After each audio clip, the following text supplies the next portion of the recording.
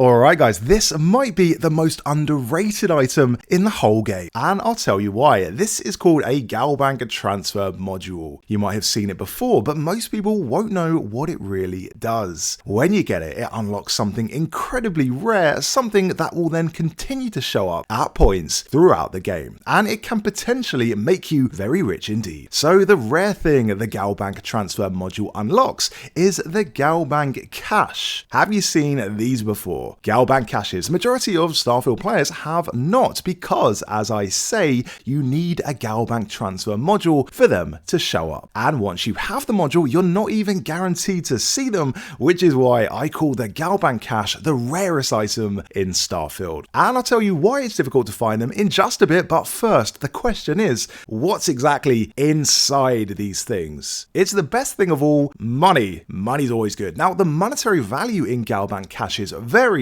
but it can be anywhere from a few thousand credits all the way up to 20,000 credits, making these the most valuable sources of money in the whole game. Most chests, by comparison, you'll be lucky if you get a few thousand credits out of them, and even safes, they'll have about 1,000 in them if you're really lucky. Although for me, most safes literally have nothing in them because NPCs in this game don't know the value of money, but Galbank caches can have 20,000 credits in them, and who knows, maybe even more. The limit is endless with these things. I feel like we haven't even seen the limit of what they can hold in them because it's all random, and that's what makes it so exciting. You're always guaranteed money, and the amount is always very decent. And also, you don't have to pick the lock to get into them. Massive amounts of money with no effort required. No digipicks, no skill checks, just cash. That said, you do need to spend a bit of effort to get them to unlock in the first place though, which is what we will talk about now. So how exactly do you get these to start showing up? Or if you're in the minority who have seen these in your game already, but you're wondering what is the specific condition that makes them show up, here's what it is. That condition is doing a certain questline. The Crimson Fleet questline. This is one of the faction questlines in Starfield, and towards the end of the questline is a mission called Eye of the Storm. This is the 7th of 8 missions in the questline, so the penultimate mission. In this mission, the objective is to board a ship called Crix's Legacy, which is stranded in an electromagnetic storm. Once there, you need to work your way through it and claim the data core, which you get by picking up the transfer module. Here it is, just lying on the floor next to this body. He won't need it anymore. And when you pick it up, it'll basically give you the ability to open Galbank caches. Without the Galbank transfer module, you can't open Galbank caches. And when you pick it up, you'll have the item for good. So from then on, you can then start opening the caches, which makes a change from having to use digipicks and taking ages like you normally have to do with storage chests or safes. Just click, open, and grab your cache. So when and where do these caches actually start showing up? Where exactly can you find them? Now, there's been a lot of confusion about this, as with a lot of things in Starfield, and this mechanic is not really explained. It varies from person to person. Some people are saying Galbank caches show up regularly in all different kinds of outposts, so civilian outposts, science ones, mining ones, and industrial ones. Others say that these caches are present more in the rarer points of interest, so fracking stations and garrisons, for example. But for me personally, these are extremely rare.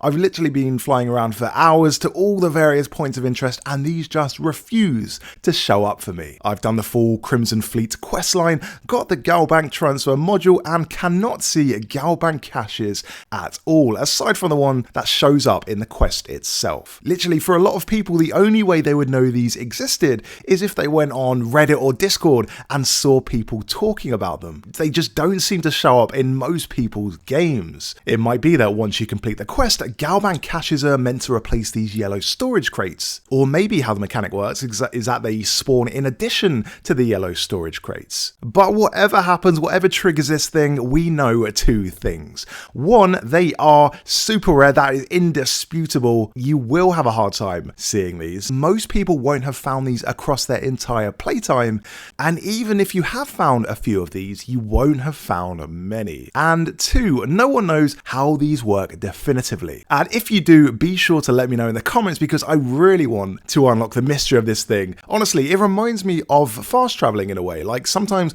when you fast travel, you'll teleport right to the destination, no walking required. You end up right at the place, which is how it should work personally. That's exactly how fast traveling should work. But on the other hand, other times when you fast travel, you'll land way outside the location and literally have to walk 500 meters to it. What is the point of fast traveling if you have to then walk for minutes afterwards? It's this kind of inconsistency in Starfield that leads to so many questions about some aspects of it, and it's something I never really understood. But it kind of just sums up how confusing some aspects of the game are. Like, it sounds intuitive at first until you properly investigate it and realize the rules really aren't as consistent as you first thought. And here's something interesting that kind of makes me question the whole mechanic itself. I was basically looking through this Reddit thread, and one of the posters said something that caught my eye. Up until then, I thought GalBank caches only show up after you got the GalBank transfer module, because that is of course the trigger that gets them to show up, and otherwise how would you open them without the module? But this poster says they actually saw a GalBank cache show up before they got the module.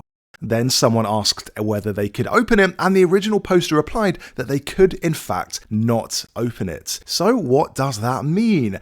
That to me means that GalBank caches are actually in the game all along, which is pretty big news. Apparently you don't have to complete the quest line of the Crimson Fleet to unlock them. They're in the game already, and that suggests that these caches are even rarer than we first thought. Like, there are no set conditions to unlock them, which would be a solid reason for why not a lot of people have seen them. Instead, each player has the chance to see these right from the start of the game. They just apparently exist in absolutely tiny quantities. You know, if this anecdote is real and not just made up, which it very well might be, you never know. Or, you know, to give this Reddit poster the benefit of the doubt, maybe they were just confused somehow and thought they saw a GalBank cache in a random location, but it was something else entirely. Because really, I've not seen anyone else echo this sentiment and say that they've seen a GalBank cache prior to doing the Crimson Fleet questline. This is the only person, and it just blows my mind that it's 3 months on from release and there are still mysteries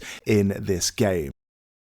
Albeit mysteries more along the lines of obtuse game mechanics, but mysteries all the same. Another detail people are asking about this is whether or not it matters how you do the questline. For instance, should you side with the Crimson Fleet or should you side with the UC? Because you do get a choice over who to be loyal to in this mission. Now, for me personally, I sided with the Crimson Fleet, and the dialogue you get at the end suggests you will now see GalBank caches throughout space, as this is basically what Delgado tells you. He says, to paraphrase, the Crimson Fleet will now be well funded and you will have access to tons of caches. I get what you're saying, but we're not gonna be bankers.